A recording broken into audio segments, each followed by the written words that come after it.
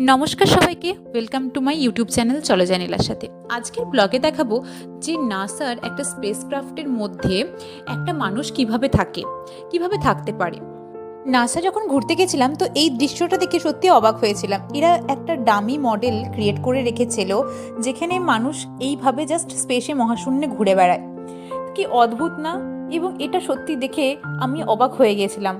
এটাকে দেখে আমার মনে হচ্ছিল যেন একটা সত্যিকারের মানুষ। আই থিঙ্ক তোমরাও এটাই ভাবছিলে। কিছুক্ষণের জন্য আমারও তাই মনে হয়েছিল। এটা হলো একটা বসার জায়গা যেখানে বসে মানুষ প্লেন চালায়। কি এগুলো দেখে কেমন লাগছে, মনে হচ্ছে না একবার ঘুরতে আসি? আমারও তাই লাগছিল, আসতে ইচ্ছে করছিল না। এছাড়া দেখাচ্ছি এখন যে কিভাবে স্পেসে মানুষ স্নান করে এক জায়গা থেকে অন্য জায়গায় ভেসে ভেসে ঘুরে বেড়ায়। দেখে মনে হচ্ছিল যদি আমিও যেতে পারতাম। যদি তোমাদেরও এরকম মনে হয় তো অবশ্যই লাইক করো, সাবস্ক্রাইব